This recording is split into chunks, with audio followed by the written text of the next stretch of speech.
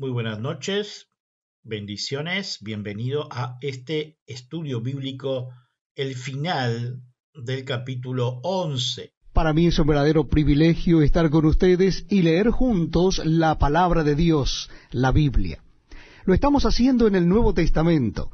Es la cita bíblica en Hebreos. Hebreos, carta a los Hebreos, capítulo 11. Le invito a que busque en su Biblia o Nuevo Testamento la carta a los Hebreos, capítulo 11. Dice así la palabra de Dios. Es pues la fe la certeza de lo que se espera, la convicción de lo que no se ve. Porque por ella alcanzaron buen testimonio los antiguos. Por la fe entendemos haber sido constituido el universo por la palabra de Dios, de modo que lo que se ve fue hecho de lo que no se veía. Por la fe Abel ofreció a Dios más excelente sacrificio que Caín, por lo cual alcanzó testimonio de que era justo, dando Dios testimonio de sus ofrendas, y muerto aún habla por ella. Por la fe Enoc fue traspuesto para no ver muerte, y no fue hallado porque lo traspuso Dios. Y antes que fuese traspuesto, tuvo testimonio de haber agradado a Dios. Pero sin fe es imposible agradar a Dios, porque es necesario que el que se acerca a Dios crea que le hay, y que es galardonador de los que le buscan. Por la fe Noé, cuando fue advertido por Dios acerca de cosas que aún no se veían, con temor preparó el arca en que su casa se salvase. Y por esa fe condenó al mundo, y fue hecho heredero de la justicia que viene por la fe. Por la fe Abraham, siendo llamado, obedeció para salir al lugar que había de recibir como herencia, y salió sin saber a dónde iba. Por la fe habitó como extranjero en la tierra prometida, como en tierra ajena, morando en tiendas con Isaac y Jacob, coherederos de la misma promesa, porque esperaba la ciudad que tiene fundamentos, cuyo arquitecto y constructor es Dios. Por la fe también la misma Sara, siendo estéril, recibió fuerza para concebir, y dio a luz aún fuera del tiempo de la edad, porque creyó que era fiel quien lo había prometido. Por lo cual también de uno, y ese ya casi muerto, salieron como las estrellas del cielo en multitud, y como la arena innumerable que está a la orilla del mar. Conforme a la fe, murieron todos estos sin haber recibido lo prometido, sino mirándolo de lejos, y creyéndolo, y saludándolo, y confesando que eran extranjeros y peregrinos sobre la tierra. Porque lo que éstos dicen claramente dan a entender que buscan una patria, pues si hubiesen estado pensando en aquella de donde salieron, ciertamente tenían tiempo de volver, pero anhelaban una mejor, esto es, celestial. Por lo cual Dios no se avergüenza de llamarse Dios de ellos, porque les ha preparado una ciudad. Por la fe Abraham, cuando fue probado, ofreció a Isaac, y el que había recibido las promesas ofrecía su unigénito, habiéndosele dicho, en Isaac te será llamada descendencia, pensando que Dios es poderoso para levantar aún de entre los muertos, de donde, en sentido figurado, también le volvió a recibir. Por la fe bendijo Isaac a Jacob y a Esaú respecto a cosas venideras. Por la fe Jacob, al morir, bendijo a cada uno de los hijos de José y adoró, apoyado sobre el extremo de su bordón. Por la fe José, al morir, mencionó la salida de los hijos de Israel y dio mandamiento acerca de sus huesos. Por la fe Moisés, cuando nació, fue escondido por sus padres por 3 meses, porque le vieron niño hermoso y no temieron el decreto del rey. Por la fe Moisés, hecho ya grande, rehusó llamarse hijo de la hija de Faraón, escogiendo antes ser maltratado con el pueblo de Dios que gozar de los deleites temporales del pecado, teniendo por mayores riquezas el vituperio de Cristo que los tesoros de los egipcios, porque tenía puesta la mirada en el galardón. Por la fe dejó a Egipto, no temiendo la ira del rey, porque se sostuvo como viendo al invisible. Por la fe celebró la Pascua y la esparción de la sangre, para que el que destruía a los primogénitos no los tocase a ellos. Por la fe pasaron el mar Rojo como por tierra seca, e intentando los egipcios hacer lo mismo, fueron ahogados. Por la fe cayeron los muros de Jericó después de rodearlos 7 días.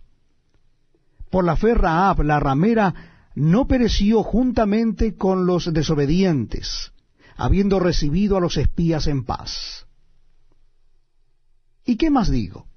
Porque el tiempo me faltaría contando de Gedeón, de Barak, de Sansón, de Jefté, de David, así como de Samuel y de los profetas, que por fe conquistaron reinos, hicieron justicia, alcanzaron promesas, taparon bocas de leones, apagaron fuegos impetuosos, evitaron a filo de espada, sacaron fuerzas de debilidad, se hicieron fuertes en batallas, pusieron en fuga ejércitos extranjeros. Las mujeres recibieron sus muertos mediante resurrección, mas otros fueron atormentados, no aceptando el rescate a fin de obtener mejor resurrección. Otros experimentaron vituperios y azotes, y a más de esto, prisiones y cárceles. Fueron apedreados, aserrados, puestos a prueba, muertos a filo de espada, anduvieron de acá para allá cubiertos de pieles de ovejas y de cabras, pobres, angustiados, maltratados, de los cuales el mundo no era digno, errando por los desiertos, por los montes, por las cuevas y por las cavernas de la tierra. Y todos estos, aunque alcanzaron buen testimonio mediante la fe, no recibieron lo prometido, proveyendo Dios alguna cosa mejor para nosotros, para que no fuesen ellos perfeccionados aparte de nosotros. Hemos escuchado todo el capítulo 11 de Hebreos, y en este caso vamos a pedir a nuestro hermano Pastor Gustavo Melo que esté orando para ingresar a este estudio bíblico. Estar junto a ti, Señor, en comunión, los hermanos, para aprender más de tu bendita palabra. Permite que tu Santo Espíritu nos ministre, Señor, a través del estudio traído por tu siervo, por los méritos de Cristo en la cruz. Amén. Amén, muchas gracias. Bienvenidos una vez más, muy buenas noches. El verso 32 leemos en este final del capítulo 11, nuevamente, ¿y qué más digo? Porque el tiempo me faltaría contando de Gedeón, de Barak, de Sansón, de Jefté, de David, así como de Samuel y de los profetas, que por fe conquistaron reino, hicieron justicia, alcanzaron promesas, taparon bocas de leones, apagaron fuego impetuoso, evitaron filo de espada, sacaron fuerza de debilidad, se hicieron fuertes en batalla y pusieron en fuga ejércitos extranjeros. Gedeón, que encontramos en Jueces en los capítulos 6 y 7, destruyendo los ídolos de su pueblo, demostrando así la valentía por medio de Dios, donde lo fortaleció y lo puso un ejército menos a la mano de Dios para derrotar a los madianitas. Este es Gedeón, Jueces, los capítulos 6 al 7. Luego tenemos a Barak, Jueces 4. Lideró al pueblo en victoria sobre los cananeos en el libro referente, aún dentro de sus dudas, y solo avanzó por leer lo concerniente a lo que fue la profeta Débora, que lo animó de parte de Dios a batallar porque iba a tener así la victoria. También tenemos a Sansón, capítulo 13 al 16 de Jueces. Usó en muchas ocasiones, inclusive delató su debilidad, aunque en su última intervención mató más filisteos que en toda su vida. También tenemos a Jefté, Jueces 11, que dice, Dios lo usó para derrotar a los amonitas, aunque obstinadamente hizo un juramento y lo cumplió. Así nos dice las referencias bíblicas mencionadas. También tenemos primera y segunda de Samuel, primera y segunda de Reyes, referente a David. Fue de una fe extraordinaria como el corazón de Dios, donde fracasó con Betsabé y con sus hijos.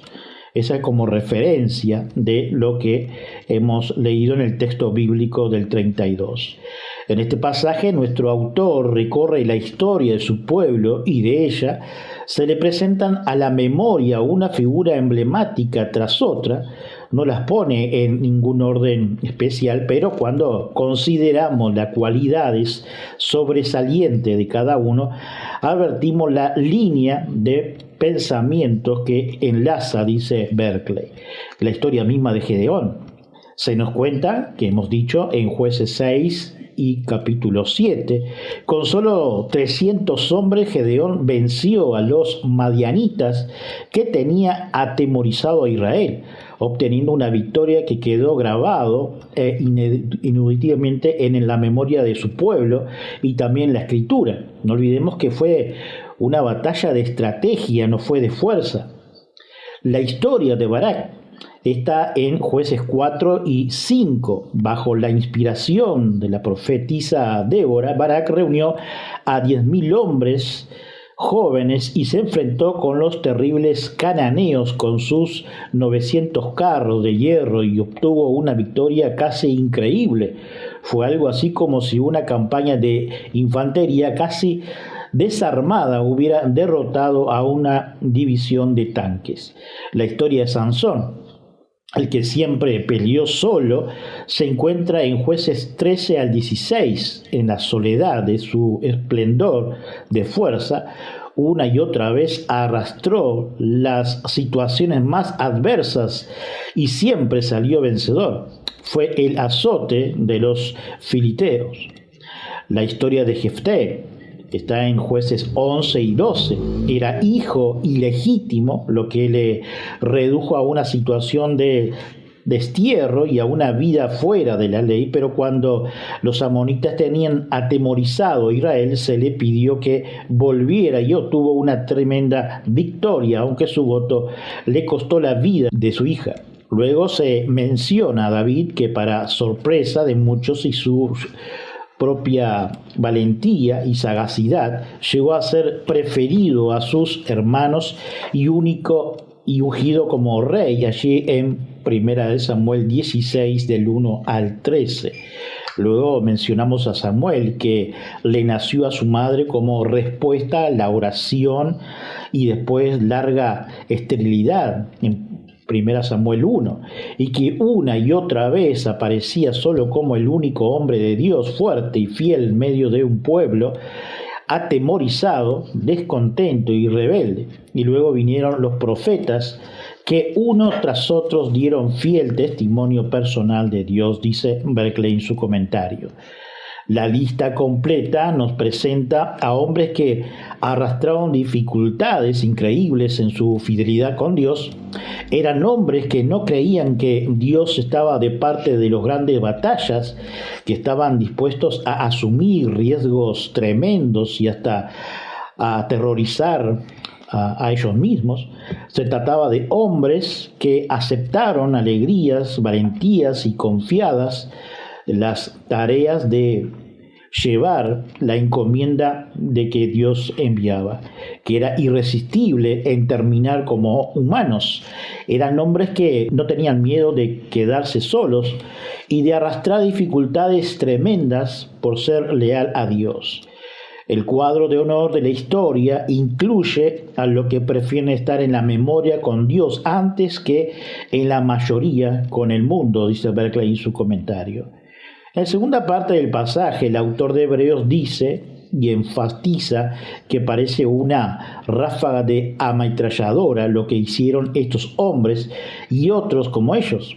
Para la mayor parte de nosotros se pierde gran parte de impacto porque no nos damos cuenta de que cada una de estas frases es un epífrafes, porque los que conocían bien la escritura en la versión griega, cada una de estas frases harían soñar la campana del recuerdo. La palabra que usa para dominar reinos es la que usa la historia de Judío Josefo, refiriéndose a David. La frase para hacer justicia es la descripción de David en 2 Samuel 8:15. La expresión para cerrar bocas de leones es la que se usa de Daniel en Daniel 6:8 y verso 23. La frase extinguida del poder de fuego se refiere directamente a Sadrach, Mesach, Abednego en Daniel 3 del 19 al 28 como referencia, dice Berkeley. Cuando dice que se libraron del filo de la espada, dirige el pensamiento a la forma en que se libró Elías de la amenaza de muerte según 1 Reyes 19:1 y Eliseo según Segunda de Reyes 6:31. El clarinazo se hicieron fuerte en batalla, derrotaron ejércitos extranjeros, retrotrajeron el pensamiento inmediato a las hazañas inolvidables de los macabeos. La frase saca fuerza de flaquezas, traerían a la batalla de la memoria muchas escenas. Nos recupera la de la exhortación, curación de Ezequías, cuando ya se había vuelto de cara a la pared para morir allí, como referencia en 2 Reyes 20, del 1 al 7. El autor de Hebreos está tratando aquí de inspirar nuevo valor y un sentido de responsabilidad nuevo, recordándole a sus lectores su pasado. No lo hace de una manera obvia, sino con un arte exquisito. No le recuerda obviamente las cosas, sino la dé pista para que la recuerden por sí misma. Cuando Oliver Cromwell estaba haciendo los preparativos para la educación de su hijo Richard, dijo: me gustaría que aprendiera un poco de historia. Cuando estemos desanimados, recordemos y nos animemos. A Dios no se le ha achicado el brazo, ni se le ha disminuido el poder. Lo que hizo una vez puede hacerlo de nuevo, porque Dios de la historia es el mismo que adoramos hoy. Así nos dice Berkeley en su final de el análisis de los versículos 32 y 33 y 34. Leamos el 35. Las mujeres recibieron sus muertos mediante resurrección, mas otros fueron atormentados, no aceptando el rescate a fin de obtener mejor resurrección. Muchos de nosotros quizás nunca tengamos que afrontar la hoguera de fuego, ni doblarnos en el trajín, ni morir como Pablo, dice Spurgeon, pero sí tenemos la gracia suficiente para ser fortalecidos por la debilidad. No seremos excluidos de la lista de los nobles de la fe, y el nombre de Dios no dejará de ser glorificado en nosotros, así nos dice Spurgeon. Verso 36. Otros experimentaron vituperios y azotes, y además de esto, prisiones y cárceles.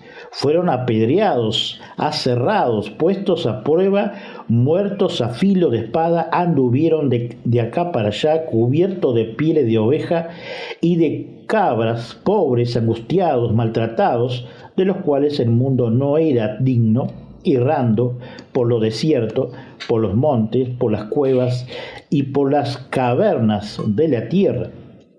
Como referencia de este texto leído, leemos Juan 5:29. Y los que hicieron lo bueno saldrán a resurrección de vida, mas los que hicieron lo malo a resurrección de condenación.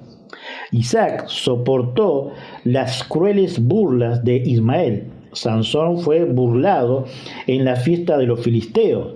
José fue encarcelado por su fe, y el malvado rey Acab encarceló al profeta Micaías. Zacarías fue apedreado hasta la muerte entre el altar y el templo, y Nebot fue apedreado hasta la muerte por los secuaces de Jezabel. Según una traducción fiable, Isaías fue aserrado en dos y asesinado. Fueron tentados. No dice como si se hubiera mencionado una forma de tentación, habríamos supuesto que no sufriera de otra manera, pero cuando se afirma que fueron tentados, no nos equivoquemos al concluir que fueron probados de todas las formas, y cada una de las formas, así nos dicen Spurgeon. Los 85 sacerdotes asesinados por Doeg, a los profetas asesinados en los días de Elías, David, Elías y los profetas bajo el liderazgo de Abdías se vieron obligados a huir y esconderse en cuevas. El grupo de siervos de Dios, despreciados y maltratados, tenían mayor valor real que toda la humanidad junto, dice Morris en su comentario. Los últimos versículos leemos con un comentario excesivo para explicar lo que es el contenido total. Dice el verso 39 y 40 de Hebreos 11. Y todos estos, aunque alcanzaron buen testimonio mediante la fe, no recibieron lo prometido, proveyendo Dios alguna cosa mejor para nosotros, para que no fuesen ellos perfeccionados aparte de nosotros. Este capítulo demuestra que los santos de todos los tiempos son esencialmente uno. Hay un vínculo que los une, una emoción que se transmite de mano en mano a través del círculo, dice Meyer. Es lo que Cristo ha hecho lo que les abre el camino a la presencia misma de Dios, tanto a ellos como a nosotros. Solo la obra de Cristo lleva a la presencia de Dios, tanto a los del Antiguo Testamento como a los del Nuevo y Vivo Camino, dice Morris. El autor de Hebreos mezcla en este pasaje diferentes períodos de la historia de Israel. Algunas veces toma su ilustración del Antiguo Testamento hebreo, pero más a menudo el período de los Macabeos, que se encuentra entre el Antiguo Testamento y el Nuevo Testamento. En primer lugar, vamos a fijar en las cosas que se pueden explicar desde el trasfondo del Antiguo Testamento, en la vida de Elías, de Primera de Reyes 17 y de Eliseo, Segunda de Reyes 4:8. Leemos como por el poder y la fe de los profetas. Hubo mujeres que recuperaron a sus hijos que ya se habían muerto. Segunda Crónica 24, 20 y 22. Nos dice que el profeta Zacarías fue apedreado por su propio pueblo porque les dijo la verdad. Una leyenda nos cuenta que a Jeremías le apedrearon sus compatriotas en Egipto. Otra leyenda nos cuenta que Isaías le cerraron vivo. Cuando Ezequías, el buen rey, murió, le sucedió en el trono Manasés, que dio culto a los ídolos y trató de obligar a Isaías a que tomara parte en su idolatría y la abrogara. Isaías se negó y el rey le condenó a que le cerraran vivo con una sierra de madera, mientras sus enemigos intentaban hacerle negar su fe. Él seguía desafiándolos, profetizando su destrucción. Y mientras la sierra le iba cortando la carne a Isaías, no profetizaba quejas ni derramaba lágrimas, pero no dejó de mantener en comunión con el Espíritu Santo hasta que la sierra le llegó a la mitad del cuerpo, así nos dice Berkeley en su comentario. Pero el autor de Hebreos recorre con el pensamiento aún más los días terribles y heroicos de la lucha de los macabeos. Ese es un periodo que los cristianos debemos de estudiar, porque si sus enemigos hubieran destruido la fe de Israel, Jesús no habría podido venir. La historia es como sigue. Hacia el año 170 a.C., ocupaba el trono de Siria un rey que se llamaba Antíoco Epifanes, que fue un buen político, pero tenía un amor casi anormal a todos los griegos y se consideraba un misionero de la manera griega de vivir. Intentó introducir todo esto en Palestina, no sin éxito, porque había algunos que querían aceptar la cultura griega con sus obras dramáticas y juegos atléticos.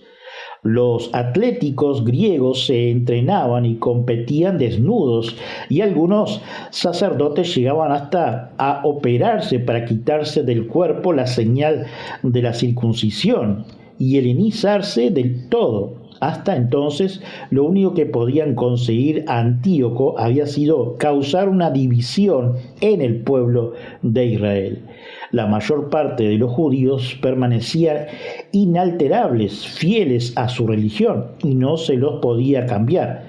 Todavía no se había usado la fuerza y la violencia, nos dice Berkeley en su comentario. Para el año 168 a.C., el problema alcanzó su clímax. Antíoco tenía interés de Egipto, preparó un ejército, invadió ese país. Para su humillación, los romanos le hicieron que se volviera a su tierra. No mandaron un ejército para resistir el poder de Roma, era tal que no tenían necesidad de llegar a eso. Enviaron a un senador que se llamaba Popilio Lena, con una pequeña séquito sin armas.